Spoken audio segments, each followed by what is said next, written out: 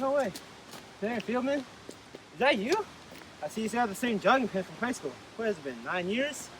Wait, how do you even know my name and about my jogging pants? Wait a minute. Tommy Fine? Is that really you? It took you long enough. We only sat next to each other in the homeroom because of our... Because of our names, yeah. I remember. But hey, you look great. You have changed a lot since graduation. You could say that.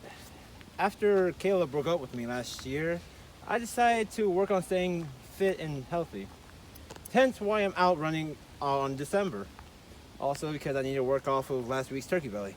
So why are you out running on the park trail? I thought you always hated running. I'm really sorry to hear that. I honestly thought that the two of you were the best couples in the band class and in the robotic teams.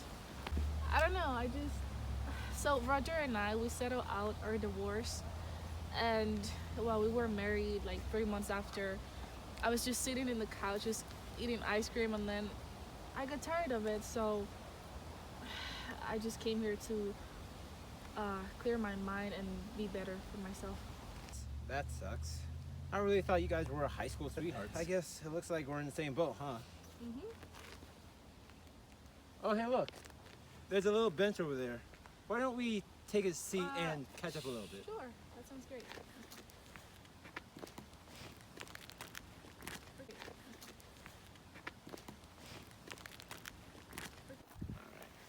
So, what did you do after high school? Well, I went to Harvard to study education. Wait, you're a Harvard alum? Yep. No wonder we lost touch. Yale Bulldogs for life.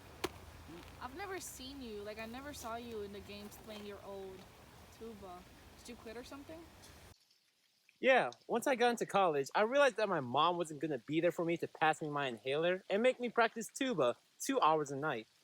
That's when I decided to put down my brass wind instrument and pick up one with strings. In just 1 month in my dorm, I was able to teach myself how to play the guitar. I even started a band, Nuclear Godzilla Warfare. We play at the local dive bar near the high school occasionally. You should come check it out sometimes. Unless you're still too much of a cheerleader and wouldn't be caught dead with a band geek. Hey, I wasn't that mean. I wanted to hang out with you guys, but all of my friends thought that you were too much of a nerd.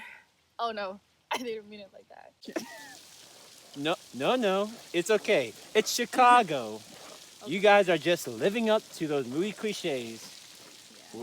And you would never be caught dead hanging out with a guy like me. I'm really sorry about what happened in high school. I mean, my friends and I were not the ones at fault in here, so if I looked at your work, they would have judged me. Yeah. I remember when I asked you out to prom.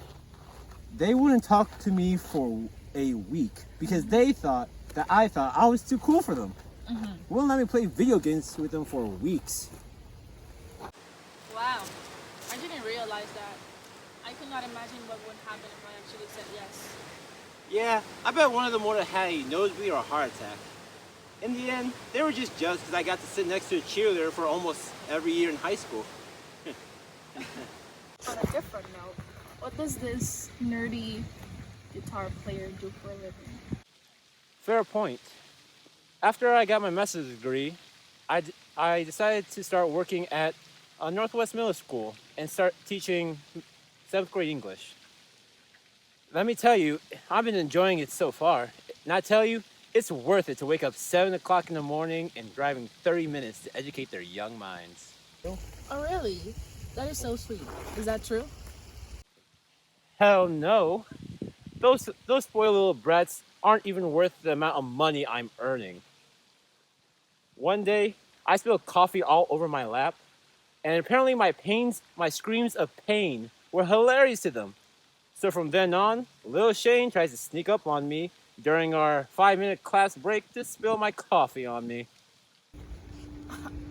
Oh, Tommy, that's awful. Oh, ha ha. It's very funny when Tommy gets a first-degree burn on his arms. So, tell me, what did you do then, Miss Giggles? Huh. Hey, it looks like it's about to rain. Why don't we go sit down in that library over there? Oh, sure. Let's go. Well, I earned my bachelor's degree in hospitality and management, and I managed a hotel for a while.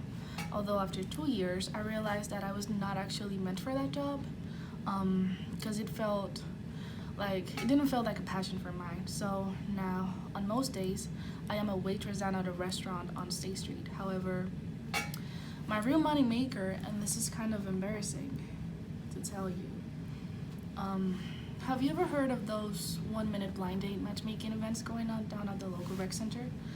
I host them every third Thursday of the month, collecting money from dozens of single, lonely people. Now that's where the real money is. Well, that's not that embarrassing. In fact, do you think you sign me up? Okay, I know what you're thinking. Look, after Kayla broke up with me, I've been feeling pretty lonely lately. It's been almost a little over a year. So, how much do you think you could scam this lonely single person out of to have one night? Oh, Tommy, that place is not really where men like you should be trying to pick up women. It's full of much older women and men who are trying to find a third or fourth husband or wife, believe me. I got into the business looking for someone after 2 months of being divorced, and I was sorely disappointed. That was until I caught wind that there was a job offer. I get 45% of the money from every person that walks in. It may sound good, but it is a tough job to take that money. It's money from people who were not able to have a person to grow old with, and that needs a social hour to try and find someone to join them in the retirement home for bingo. Every third Thursday, I walk in there and I see the old woman putting on their name tags, and all I can think to myself is one day I'm gonna be riding Sammy on one of those. Besides, it's $30 for the first half hour and $50 for the full hour. That's too steep for you, my friend. It's okay, Sammy. You're a strong woman. I know that you'll find someone who will love you. Even more than that, what's his name? Hey, Tommy, can I tell you something? Sure, anything. I did think about you after graduation. You and all of your friends, the cheerleaders, and I bullied and humiliated. None of you guys did anything to deserve the teasing and the casting out. You were all really good guys, especially you, Tommy. Well, thanks, Sammy. Although we weren't entirely good ourselves, I did fail a test once on purpose because I knew you were copying me. I knew it. I should have gone with my gut, and I should have never put who was the 16th president as John Wayne.